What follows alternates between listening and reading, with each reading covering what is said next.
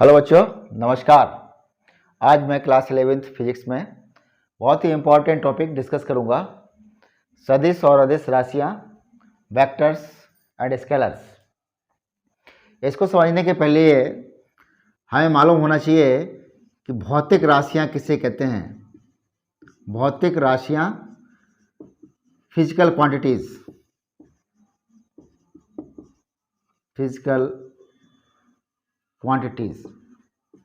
Physical quantities वे राशियाँ या वो quantity है जिसे हम मापन कर सकते हैं, जिनका हम मापन कर सकते हैं।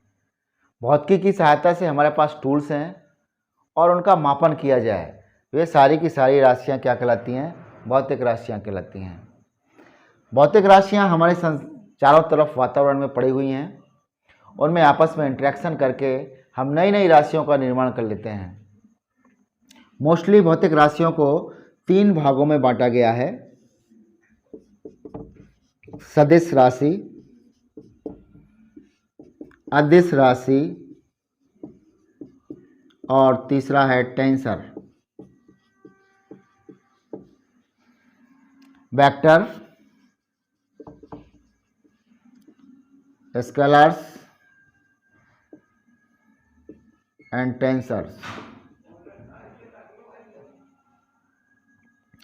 सदिश राशियाँ वे राशियाँ हैं, वेक्टर्स वे हैं जिनको एक्सप्रेस करने के लिए मैग्नीट्यूड और डायरेक्शन दोनों की आवश्यकता होती है। मैग्नीट्यूड भी चाहिए हमें और डायरेक्शन भी चाहिए। स्केलर्स या अदिश राशियाँ वे राशियाँ हैं जिन्हें एक्सप्रेस करने के लिए केवल मैग्नीट्यूड चाहिए। They have only magnitude. And vectors, magnitude plus direction.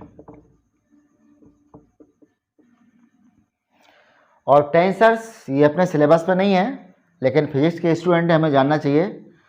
Tensors की कोई स्पेसिफिक डायरेक्शन नहीं होती, इनकी कोई निश्चित दिशा नहीं होती और डिफरेंट डायरेक्शंस में इसकी वैल्यूज डिफरेंट होती है।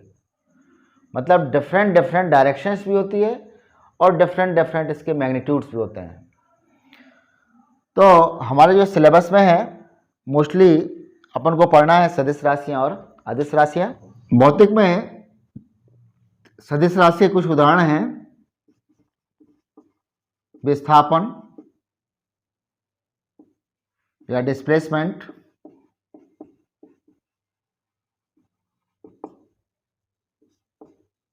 वेग, वेलोसिटी, त्वरण, एक्सेलरेशन। ये कुछ राशियां हैं जिनको व्यक्त करने के लिए, एक्सप्रेस करने के लिए हमें मैग्नीट्यूड्स और डायरेक्शन दोनों की आवश्यकता होती है। They have magnitude and direction both.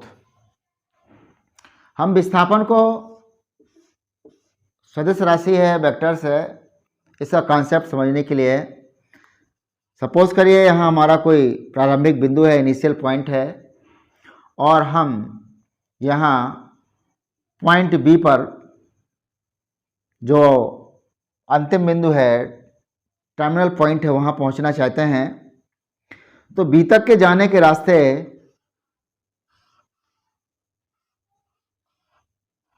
ढेर सारे हो सकते हैं। ए से बी तक का पहुंचने का ये रास्ता मैंने बनाया जिसकी कोई दिशा नहीं है, और हम भिन्न भिन्न दिशाओं में अपनी गाड़ी से जा रहे हैं। गाड़ी के द्वारा जो दूरी तय की जा रही है एक निश्चित समय में, उसको हम चाल बोलते हैं, स्पीड बोलते हैं। अब हमारा एक रास्ता ए से बी तक का ये देखिए आप, प्रारंभिक बिंदु और अंतिम बिंदु, मिनिमम शॉर्टेस्ट डिस्टेंस ए से बी, प्रारंभिक बिंदु और अंतिम बिंदु को मिलाते हुए हमने शॉर्टेस्ट डिस्टेंस जो कि एक निश्चित दिशा है, निश्चित दिशा में है बी, ए से एक बी निश्चित दिशा में है। अगर हम दिशा में अध्ययन करें तो ये नॉर्थ हो गया, ये साउथ हो गया, ये ईस्ट हो गया और ये वेस्ट हो गया। तो ये साउथ ईस्ट में, ऐसे हम देखें तो यहाँ हमारा ओरिजिन पॉइंट है, यहाँ इनिशियल पॉइंट प्रारंभिक बिंदु है और हम यहाँ बी पर पहुँचना चाहते थे। तो ये एक निश्चित दिशा में है, साउथ ईस्ट। ये देखिए साउथ ईस्ट। निश्चित दूरी और निश्चित दिशा दोनों निश्चित हैं। प्रारंभिक बिंदु ए से अंतिम बिंदु बी तक हम विस्थापित हो गए, इसलिए इसकी दिशा ए से बी तक की, ए से बी, और ए बी ये हमारा विस्थापन सदिश हुआ। ऐसे ही हम वेग को भी समझ सकते हैं। सपोज करिए कि किसी बास्केट में, उदाहरण के लिए सपोज करिए 2 किलोग्राम इसमें टोमेटो है, फिर हमने 3 केजी और टोमेटो इसमें डाल दिए, तो टोटल कितना हो गया मात्रा? 5 केजी। 5 केजी टोमेटो हो गया। इसमें कोई डायरेक्शन नहीं है, केवल मैग्नीट्यूड है, मात्रा है। और आपने देखा यहाँ पर 2 + 3 = 5। जो स्केलर क्वांटिटी है, ये जनरल मैथमेटिक्स अलजेब्रा के रूल्स इसमें फॉलो होते हैं, प्लस माइनस मल्टीप्लिकेशन और डिवीजन। इधर 2 केजी टोमेटो प्लस 3 केजी और डाल दिया तो टोटल हो गया 2 + 3 = 5 केजी टोमेटो। तो जो स्केलर्स हैं उसमें जनरल अलजेब्रा मैथमेटिक्स के rules plus minus division multiplication use होता है। लेकिन वेक्टर्स में, वेक्टर्स क्वांटिटी के लिए स्पेशल वेक्टर अलजेब्रा का यूज़ करते हैं, जिसको हम आगे बताएंगे। अब नेक्स्ट टॉपिक है सदिश का संकेतन कैसे करते हैं, वेक्टर्स का रिप्रेजेंटेशन कैसे करते हैं।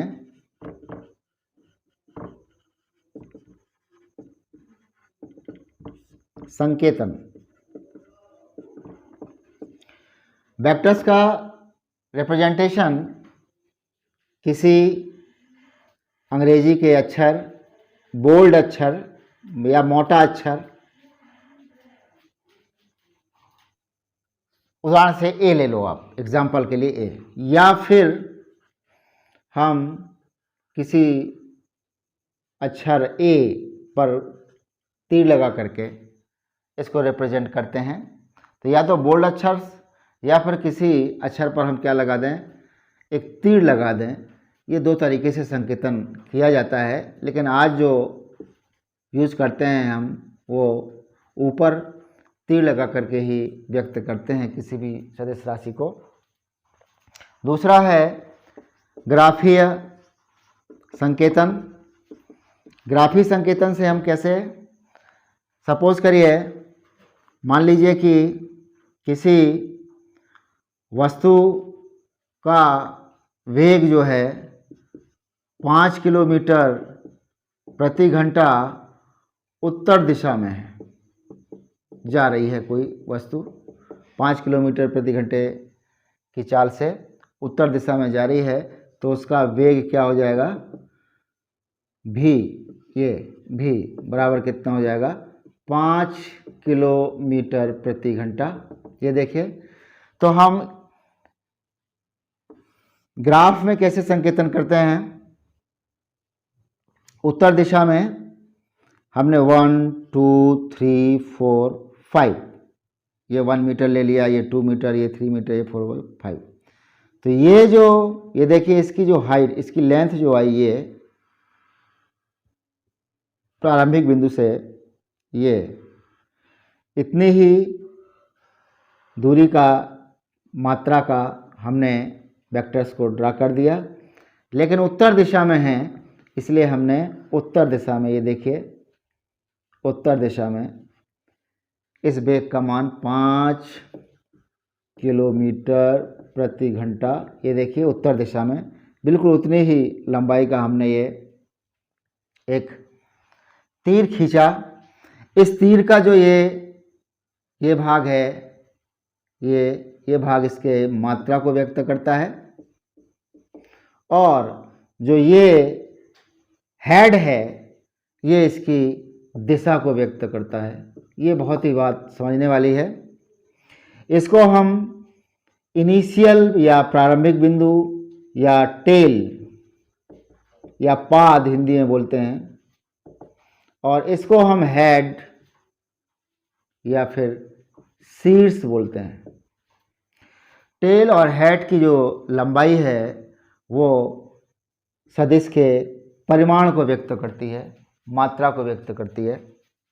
तो इस प्रकार से हम ये संकेतन कहते हैं, किसी भी सदिश का संकेतन करते हैं। अब मैं आपको सदिश कितने प्रकार के होते हैं इसके बारे में चर्चा करूंगा। नेक्स्ट वीडियो में आपको मैं समान सदिश, ऋणात्मक सदिश, जीरो सदिश, एकांक सदिश, विस्थापन सदिश, इन सब सदिश के बारे में चर्चा करूंगा। आज इतना ही। नमस्कार।